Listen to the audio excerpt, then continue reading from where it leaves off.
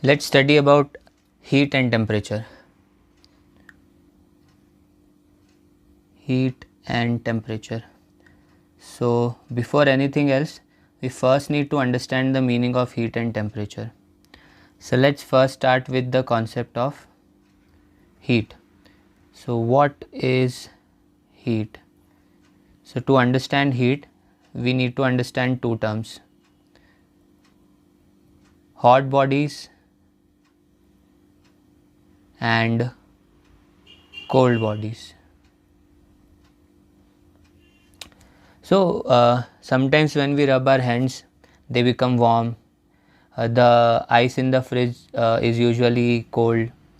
When vehicles collide during the accident, they usually become very hot. Sometimes when aeroplane crashes, then it becomes so hot that it catches fire. So in each of the cases, in each of these examples, mechanical energy is lost, and some hotness or some heat is observed. So where does this mechanical energy vanish, and how does this mechanical energy convert and make the object hot? So need to understand this concept. So first of all, we need to understand that everything is made up of atoms, and atoms make up molecules. So atoms and molecules, we will call them particles for now. Okay, atoms and molecules, we will call them particles for now. So everything is made up of such particles. Everything is made up of such particles, and it is observed that these particles, the particles in any matter, they, let's say this we have this many particles in any substance. So it is observed that these particles move or vibrate.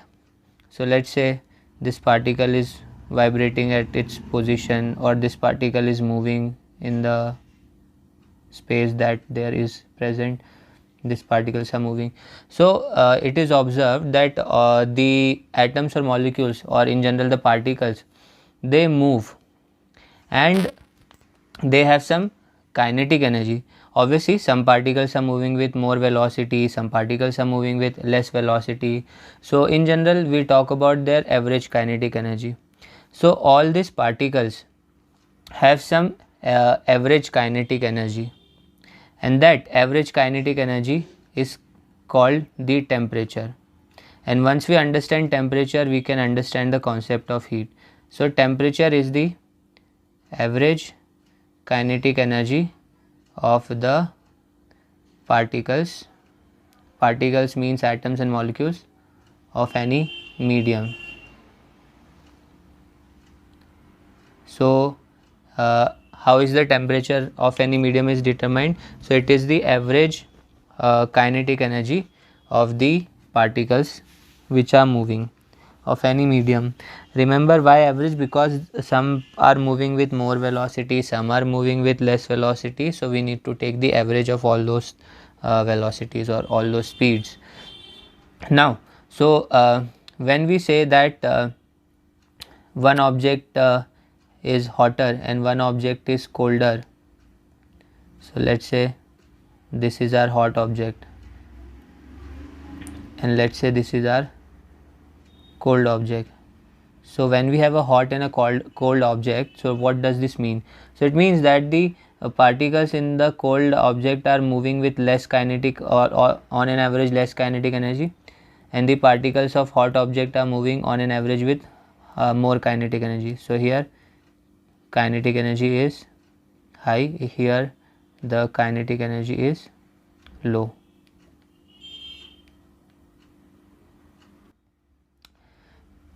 Now, so this is the concept of temperature. Now when we connect these two objects, so what happens is that there is a transfer of energy from hot object to a cold object, and this transfer of energy is called heat. So what is heat? What is heat? Heat is the transfer of energy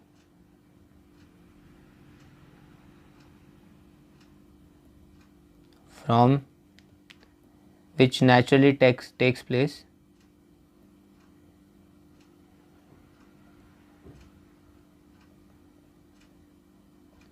from a hotter object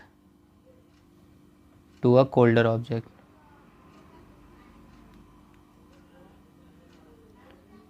So heat is the transfer of energy naturally taking place from a hotter object to a colder object. So heat is a transfer of energy, and temperature is the average kinetic energy of the particles present in any medium.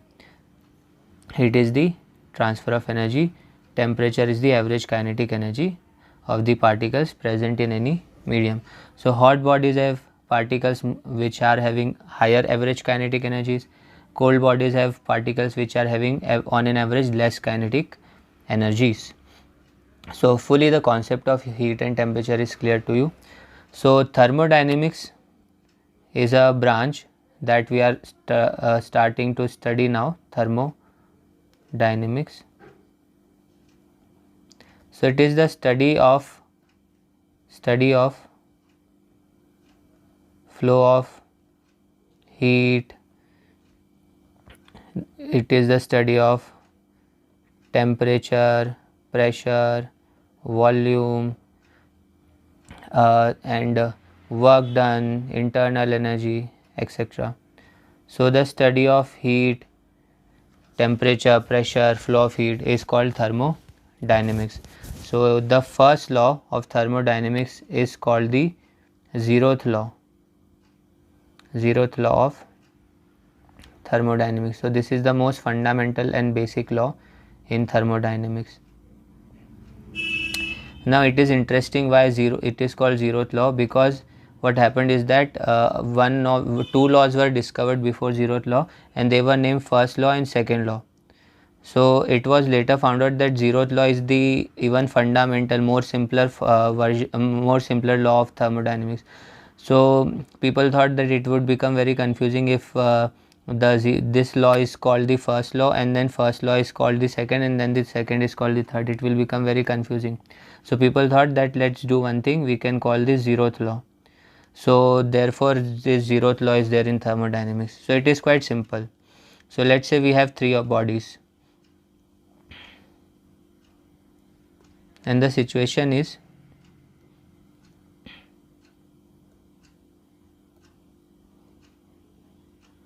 let's say this is body A, this is body B, and let's say this is body A and this is body C.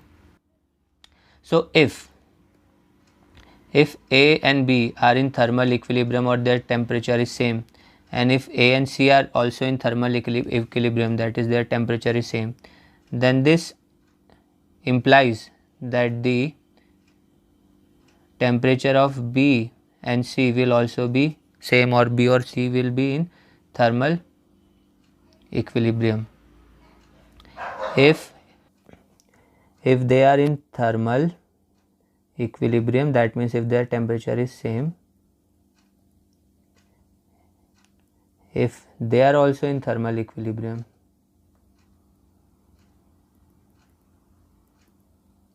so this means this too will also be in thermal equilibrium. This is quite simple. Let's say the temperature of A is 30 degrees Celsius. So by default the temperature of B will be 30 degrees Celsius because they are in thermal equilibrium. Again we know that temperature of A is 30 degrees Celsius. So temperature of C will be 30 degrees Celsius by default because they are in thermal equilibrium.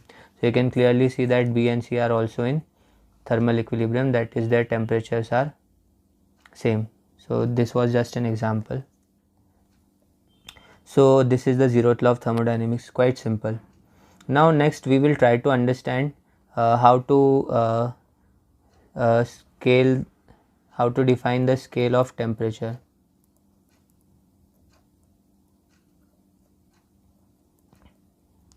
And what are different units to measure the temperature, and how can we measure the temperature using various types of different devices.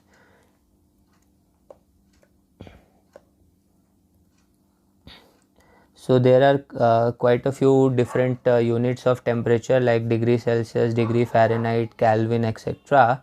So before going into that, how do we measure the temperature? So we measure the temperature using thermometers. Okay, so let's first start with the most common type of thermometer, that is the mercury thermometer. Mercury thermometer. So mercury is an element which is represented by Hg.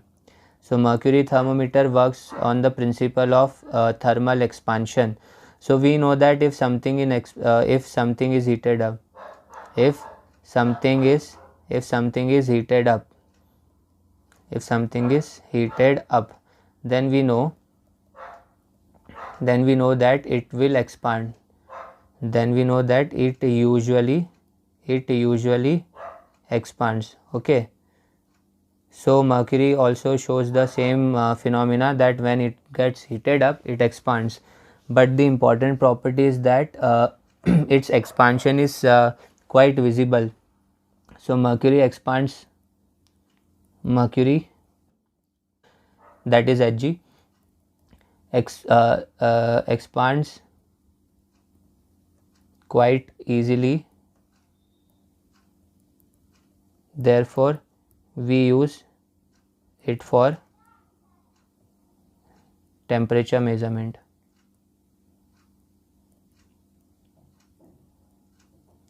Because if temperature is increase even little bit, then mercury has a tendency to expand. So mercury easily expands, because of that we use mercury thermometer. So concept is quite simple. So let's say we take a very thin bulb, thin tube, in which we will have mercury, and there will be this point over here from which you will come in contact with the mercury. Some metal piece will be there. So let's say this is the length of the mercury column. So the temperature is equal to AL plus B. So this is quite simple to understand. A and B are some constants. So temperature depends on the length of the mercury column. So more the length of the mercury column, more will be the temperature. It is quite simple, because it will expand more, so length will increase. If you wish, you can call this length as height also, no problem with that. So ultimately, let's say at 0 degree Celsius the length is L naught, and at 100 degrees Celsius the length is L100.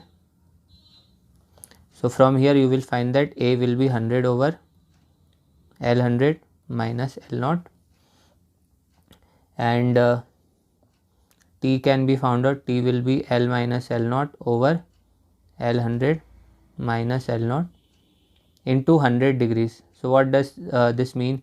So we need to convert the we use water, we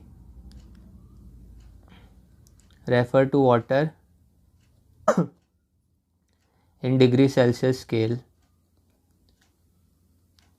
0 degree Celsius is melting point,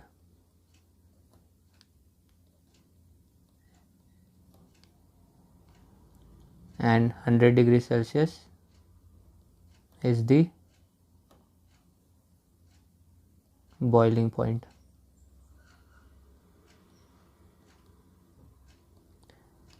Of water.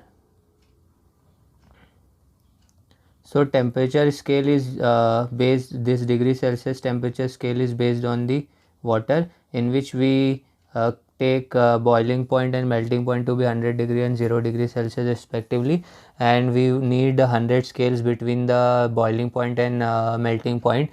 So therefore we multiply it using 100. One more thing, there is another scale called Fahrenheit scale, which can be converted into degree Celsius scale by this formula. So you can always refer to this formula for conversion. Now there is another way. In this we discuss about the expansion of the mercury, but there can be another property as well. We can also use resistance. Apart from the length, we can also use resistance, because with increase in temperature resistance of metal also increase. So apart from the length, resistance also increase on increasing the temperature. So we can also find the temperature using the concept of resistance.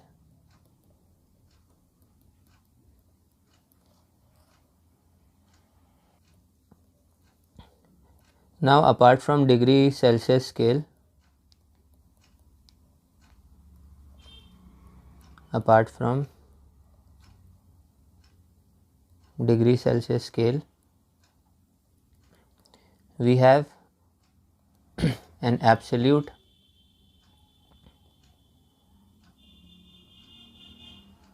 temperature scale, also called Kelvin scale.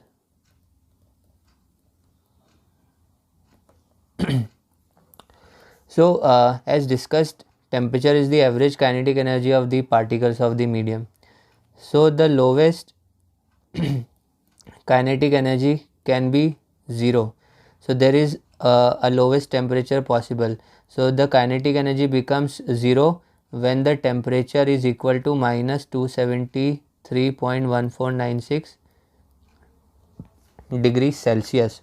So this is the least temperature which is possible, because below this the kinetic energy cannot decrease. Kinetic energy can be minimum, it can be 0.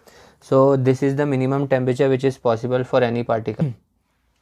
So because of this, this is the least temperature. So in degree Celsius, water boils at water melts at 0 degree Celsius, and water boils at 100 degrees Celsius. So Lord Kelvin thought that let's just shift this scale, to shift the Celsius scale, so that least temperature becomes 0, and he later called it 0 Kelvin. So on degree Celsius, let's draw two scales.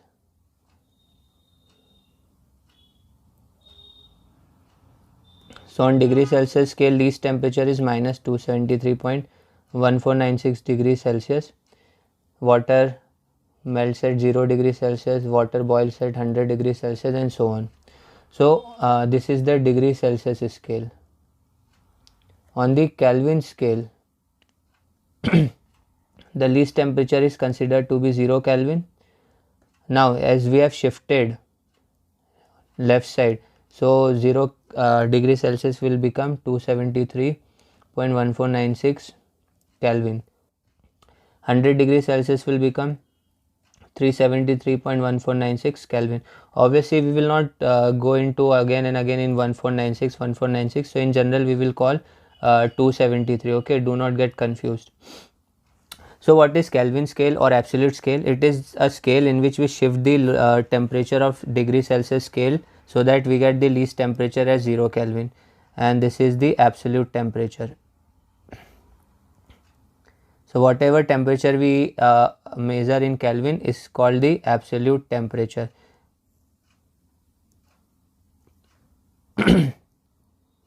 So remember this thing.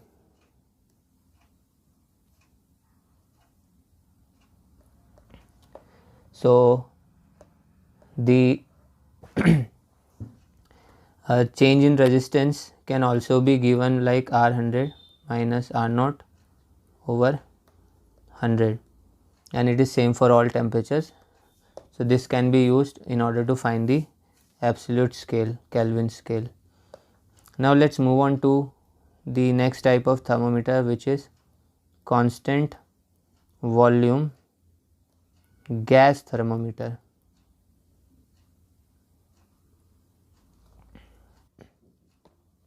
So as the name suggests, the working substance here will be an ideal gas whose volume will not change much. So let's say if we have a gas enclosed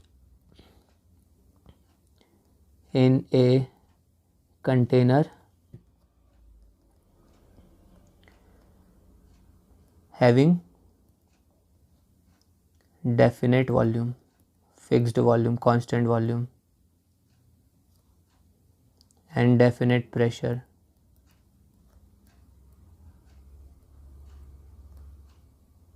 In any given state.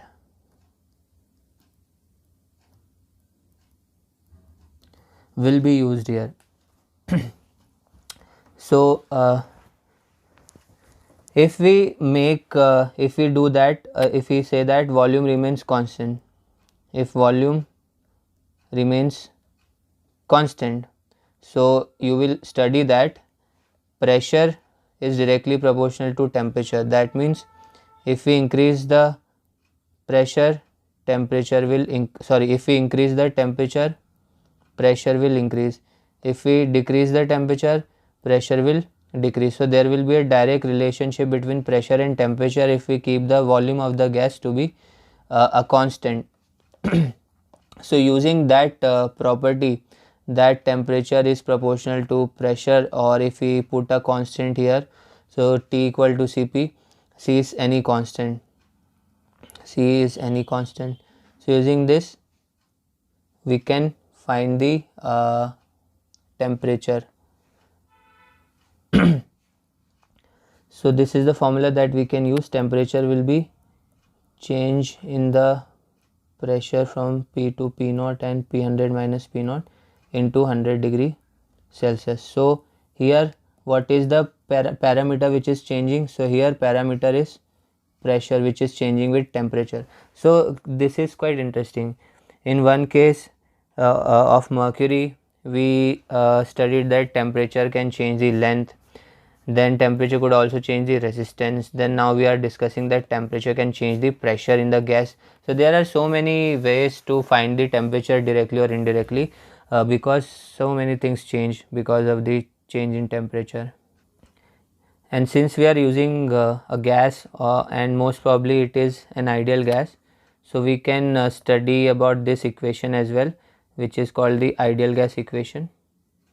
Ideal gas equation, which is PV equal to nRT, where P is the pressure, V is the volume of the gas, N is the number of moles, R is the gas constant,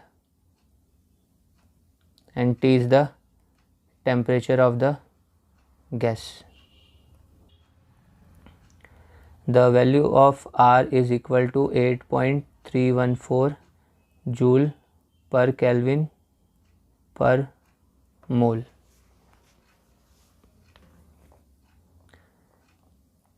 So there are so many ways by which we can find the temperature. Now let's discuss about some different types of walls. So walls or partitions can be of two major types. One is adiabatic wall and one is diathermic wall. So adiabatic wall is a wall in which heat cannot be exchanged. Heat can't be exchanged. And in diathermic wall, heat can be exchanged.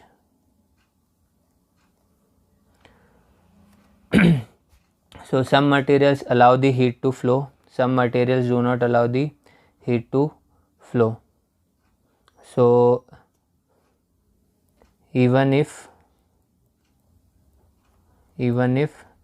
temperature of the bodies on the either side of the wall are different. So what does this mean?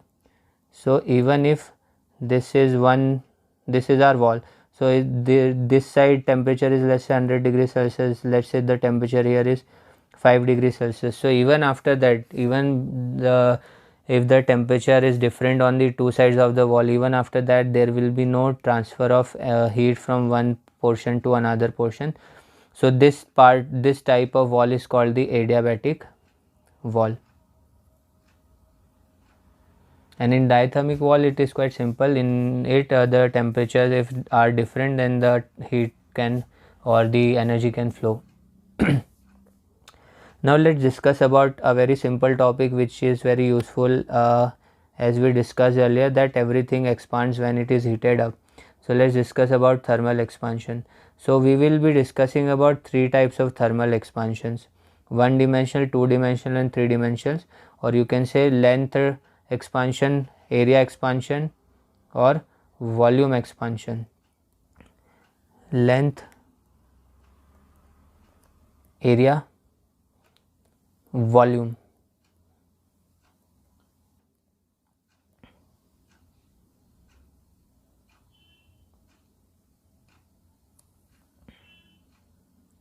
So whenever, let's say, we are in one dimension, or we are mainly focusing on the there is an object who is mainly having some length and the height and breadth are quite negligible.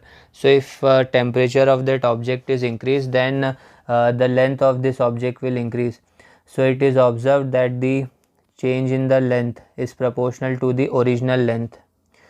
And when we remove this, and it is also proportional to the change in the temperature. So when we put everything together with equal to sign, there is one constant alpha. So alpha L del T. So alpha is the coefficient of linear expansion. Coefficient of linear expansion. So this coefficient of linear expansion tells us that for if someone has more alpha, this means that its expansion will be more. If someone has less alpha, that its expansion will be less for a given temperature and a given length. So it is quite understandable that if the length of the object is more, then it will obviously expand more. Okay, if shorter object is there, it will expand less. And if temperature difference is more, that is, if you are going from 0 to 10 degree and if you are going from 0 to 100 degrees, so obviously expansion will be more when the temperature difference is more. So this is quite understandable and quite easy. So from here you can easily find that alpha will be equal to L theta minus L0 over L0 into, let's say, this is T is the temperature. Okay. So this is the formula for linear expansion. Remember, very simple and very important. Now similarly we can have other expansion as well. For example, let's say if the object has dimensions in which length and breadth are quite important and height is not that important, or any of the two dimensions are important. So in that case area will change. So change in the area will be proportional to the original area, and change in the area will be proportional to the change in the temperature. So again, change in the area will be equal to beta A del T, where beta is the coefficient of superficial expansion. Coefficient of superficial or area expansion.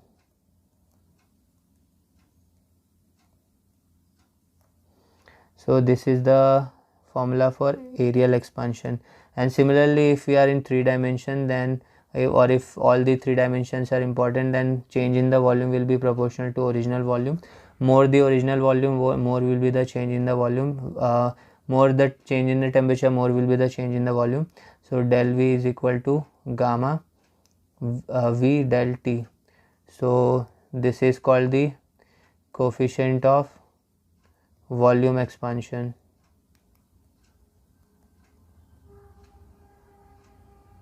Coefficient of volume expansion.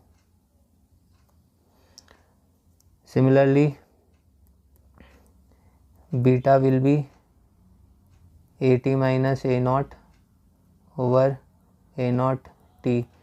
Gamma will be Vt minus V naught over V naught T.